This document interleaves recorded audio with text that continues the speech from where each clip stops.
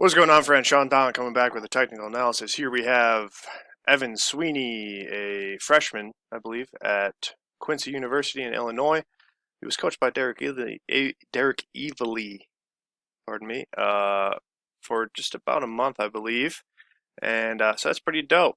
So yeah, we're gonna go through this video, Evan, and we're gonna try to help you out. All right. So if anybody else out there wants some technical coaching, wants some throws programming, go hit up my website gripandrip.co. It's the indoor season, and I've had a lot of people hit me up lately. Business usually picks up around January when people start competing, and they think, man, this ain't going the way that I thought it was. So if you feel like that, or if you feel like, hey man, this is going pretty good, but I want it to go even better, if you want to gain an advantage over your competitors, hit me up. I've had quite a few people starting off the indoor season pretty hot, which makes me feel pretty good as a coach. So I'd love to help more people out. So if you're interested, go check out my website, gripandrip.co.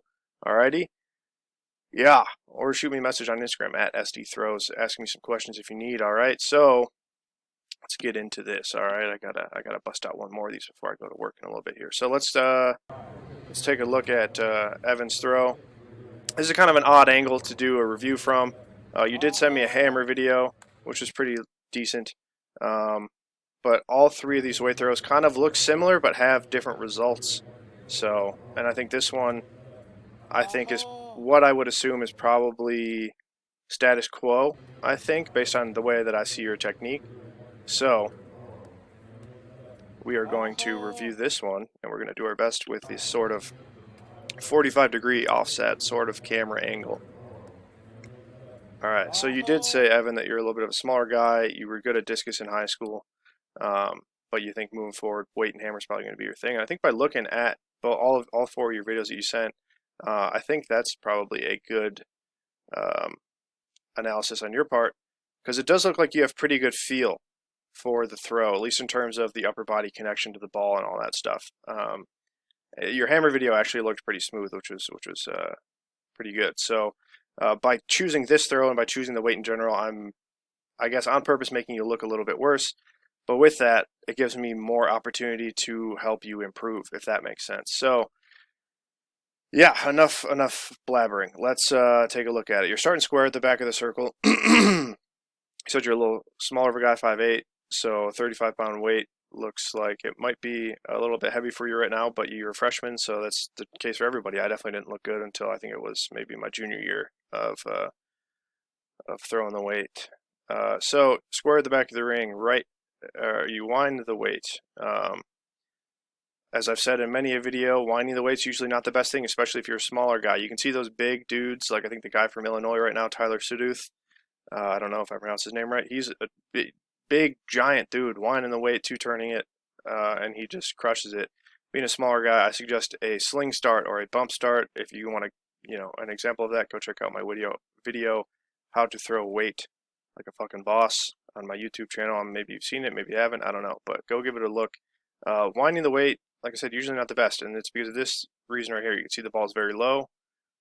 As you wind, you open up to the right pretty well, shoulders facing that right side of the cage, but then you're going to kind of see this thing here where the ball comes high and then it drops on you. And the smaller you are, the weaker you are. Not saying you're weak, but the smaller you are, the more you have to fight that gravity pulling the ball down. And it looks like you're actually doing a pretty good job. You see you're sitting down and back, you're countering the hammer pretty well, you're getting some decent direction as the ball's coming from 270 through 0. So it's not dropping on you as much as I expected, but it is a bit, sorry, my iPhone Siri is trying to summon me, I don't know why, but yeah, so you're kind of sitting back pretty well on it, and the ball is out away from the body, and I think the issue here is you never really let the ball get free, you never really let the ball get ahead of you. This left side's always ahead of it, and from this angle it's very hard to tell, but I would say as the ball is going through 0, which is about right here, you can see, so like you're sitting back, getting back on the ball pretty well, you got a decent pendulum, but you can see as the ball goes through 0, that left side is ahead of it a little bit. And you can see maybe if you connected that right side a little bit earlier and you just chilled out this left side a little bit more, held it a little bit more, slowed down that left side a little bit more to let the ball get a little bit more ahead. Because as the ball goes through 0, like I said, that left side, and now it's more obvious here when the ball is about 30 degrees, 45 degrees after zero, you can see this left side's ahead of it, right side's with it, maybe a little bit behind, but this left side's ahead. That's the biggest thing. So you're always just kind of leading the ball, pulling the ball through double support. And like I said, it looked kind of the same across all of your throws. This right side is connected pretty well. As you go to step, you can see everything kind of moving with the ball pretty well. But you see there's just a little bit of lift and pull back through that left shoulder through here, which shortens the orbit a little bit. So you got to feel that ball stretch towards that right sector line a little bit more. Let the ball get a little bit more ahead. Be a little bit more patient in that first double support.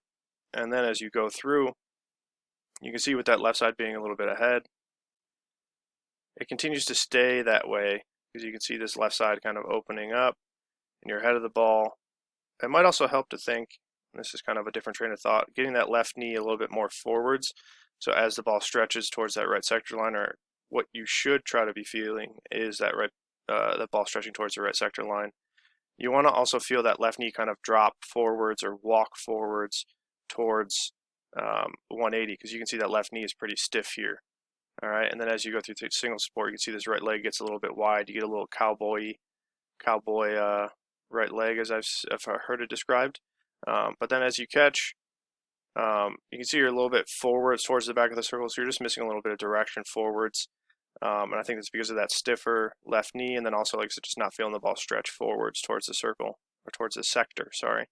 And you catch, and then you can see the ball's up, and then you can see this left side already starting to tighten up and shorten and pull back a little bit on the ball as the ball goes through zero. With it being a little bit higher here, there's just a little bit of disconnection in the body.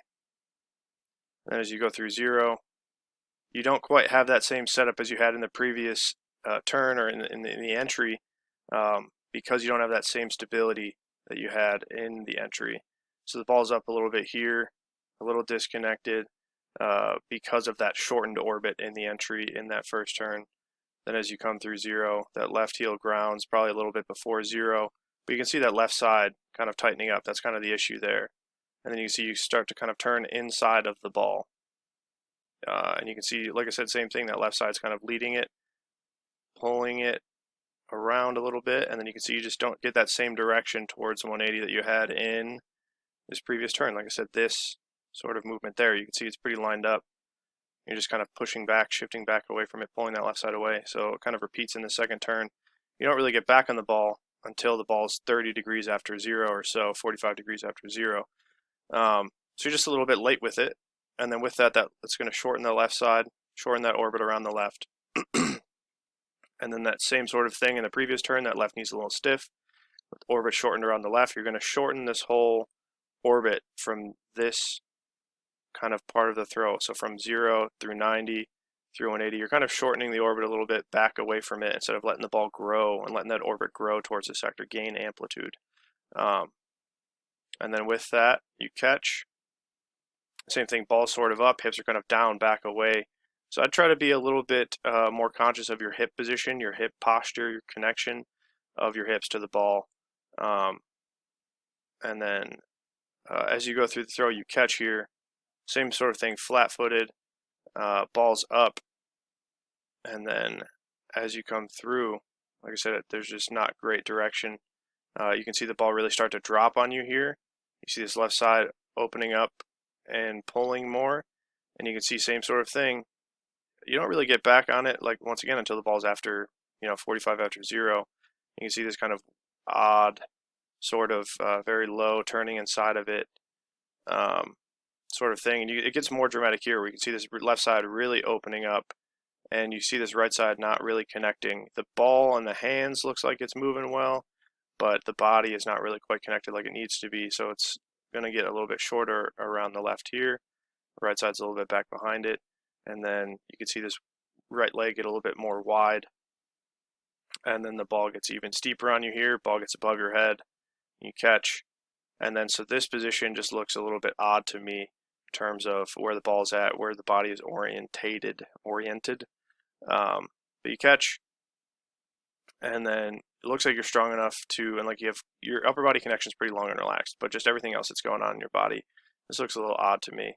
and then same sort of thing. You catch, ball's dropping on you, and you got to pull this left side to find that connection, find that stability, and then as you see, you go to release, everything's not quite lined up and connected, so you end up sector fouling to the left. In the very first video I watched, you finished down what looked like the middle of the throw, but it was kind of like an early release. You never really quite finished the throw. And then in the other weight video I watched, it looked like it might have been a sector foul to the right. I'm not exactly sure, or at least to the right of the sector. Same sort of thing, because you're kind of pulling and working a little bit too hard on this finish. You're not quite connected with it. So even though you might be a little bit smaller, it looks like you do have the strength and feeling to throw the 35-pound weight. And as you said in your email, yeah, I think you should be throwing a little bit farther. But yeah, it all just really comes back to kind of setting it up well. So in the entry, like I said, the entry's all right. Could maybe open up a little bit more on this wind maybe and try to chill out a little bit more, connect a little bit more on this right side, hold that stability through zero a little bit more, and let the ball get a little bit more head. Because like I said, the biggest thing is just the left side is leading throughout the entire throw. It's kind of shortening the orbit around the left, pulling back around the left, and then, like I said, that left knee is also a big issue too. You can see that left knee never really gets any translation forwards. You're just kind of rotating on that left toe instead of translating horizontally across the circle, so forward through the circle, feeling the ball stretch towards the right sector. I've said it probably about 10 times in this video, and then kind of stepping forward towards it. So it's just that left side is always kind of ahead. All right, so if you can chill that out, you can figure out how to get the ball a little bit more ahead, feel the ball get free around the left, find a better direction, front to back, linearly through the throw. It might help out a lot. So yeah, you definitely got another meter or two in the tank just by looking at these throws. If you get that, if you can figure out that direction, all that stuff. So yeah, Evan, if you have any questions, let me know.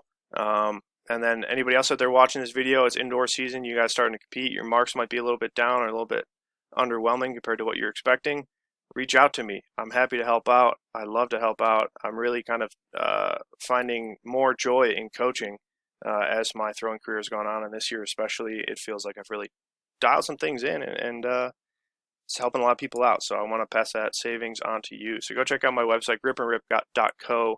Shoot me a message on Instagram at SDThrows if you're interested in some online coaching of your own. Thank you for watching. Until next time, Sean Don signing off.